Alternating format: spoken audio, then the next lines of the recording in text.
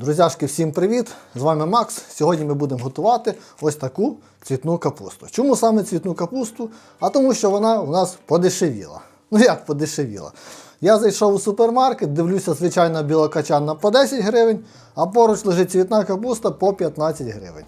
Я спокусився, купляю цвітну капусту, приходжу додому, дивлюся в чек, а там отака головка мені стала в 150 гривень. Ну майже в ціну м'яса. В супермаркеті на ціннику написали ціну за 100 грам, але на ціннику цього не було, просто була ціна капусти. Ну ось так, я можу сказати, трошки помилився. І тому сьогодні я вам покажу рецепт дуже смачної, жареної цвітної капусти в клярі. Для цього нам будуть потрібні прості доступні інгредієнти, які є в кожного на кухні. Ну і цвітна капуста за ціною м'яса. Що, почали готувати? Для початку потрібно підготувати нашу цвітну капусту. Оці листя ми відрізаємо, вони нам не потрібні. У мене качан величенький, тому мені знадобиться всього лише половина.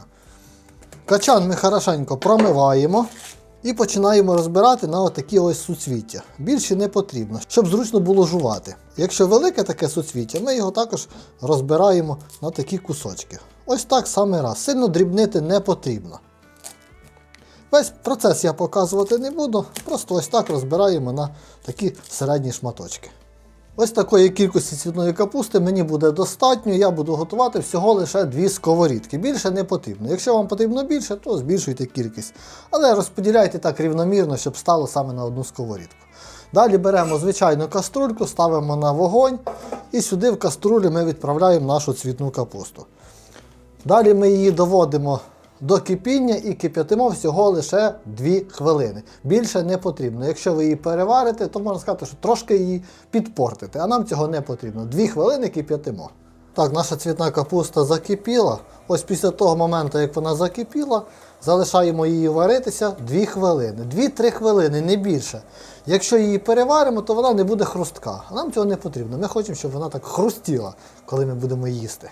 А поки наша капуста вариться, ми підготуємо кляр. Беремо ось таку тарілку, звичайно якусь мисочку, не так важливо. І беремо 2 яйця. Без яєць тут ніяк. Яйця вибиваємо в тарілку. Сюди ж в тарілку висипаємо 3 столові ложки звичайної пшеничної муки. Також я додаю для хрусткості 1 столову ложку крохмаля. В моєму випадку це кукурудзяний крохмаль. Можна взяти звичайний картопляний. Це не важливо. Зверху трошки додаю копченої паприки. Так, геть небагато, десь приблизно пів чайної ложки. Трошки перця. Ну і солі за смаком. Солі небагато. Ось так трохи ми розмішали яйце. І сюди додаємо 3 столові ложки звичайної води, або додаємо сюди молоко, також 3 столові ложки. В моєму випадку це вода, молока в мене зараз на кухні немає. І всю цю масу ми вимішуємо до однорідності, до однорідного стану. Ось наш кляр готовий. Цвітна капуста проварилась 2 хвилини, далі її відкидаємо на друшляк, і щоб вона гарненько стекла. Все, цвітна капуста стекла. Беремо сковорідку і відправляємо її на вогонь. Жарити цвітну капусту я буду на звичайній соняшниковій олії. Можна також і на оливковій. Наливаємо в сковорідку і нехай вона розігрівається. Такий рецепт цвітної капусти дуже простий, можна готувати як на сковорідці, так і в духовці. В духовці там трішки відрізняється, я вам колись іншим разом покажу, як готувати в духовці, а сьогодні будемо робити саме на сковорідці. В цьому рецепті можна також використовувати панірувальні сухарі. Я використовую їх, але можна обійтися і без них, просто приготувати в клярі. Так як у мене є сухарі, то сьогодні будемо робити з сухарями. Отак сухарики насипаємо на тарілочку, ось так. Що ми робимо далі? Беремо одне суцвіття, вони вже трішки остили. Гарненько обмокуємо в клярі, ось так з усіх сторін. І далі в панірувальні сухарі. Ось так. І відправляємо їх на сковорідку. І повторюємо весь процес з усією капустою.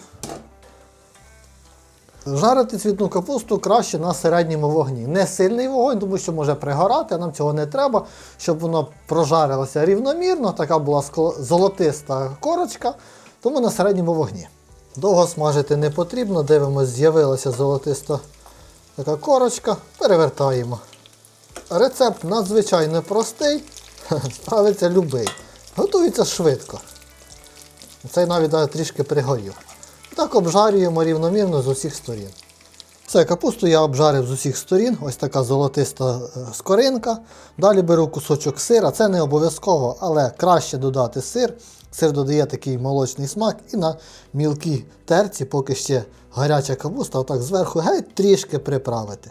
Це не обов'язково, за умови, якщо у вас сир є вже в холодильнику. Ось так. Для подачі саме те. Також можна додати трішки зелені, якоїсь укропа, петрушки. Виглядає завжди симпатичніше. Ось така цвітна капуста в мене вийшла, друзяшки. Така ароматна, так гарно пахне, золотистого кольору, обжарена з усіх сторін, рівномірно. Мені подобається. Дуже часто в Ютубі я бачу, називають ролики там, такого типу «Кабачки смачніше м'яса» або «Цвітна капуста смачніше, ніж м'ясо». В моєму випадку вийшло, що цвітна капуста за ціною м'яса. Ну, майже за ціною м'яса. Давайте попробуємо нашу цвітну капусту, яка вона вийшла, вже вона трішки остила. Я зверху її присипав сирочком. Хрустка, сочна. А через оцей кляр вона чимось напоминає рибу, обжарену в клярі. Смакота. Така цвітна капуста дуже гарно підходить до будь-якої каші, до макарон, до супа можна, тобто підійде до будь-якої страви. Можна просто як закуска. Друзі, якщо вам сподобався рецепт приготування такої смачної цвітної капусти, напишіть маленький коментарій, мені буде дуже приємно. А вам не важко.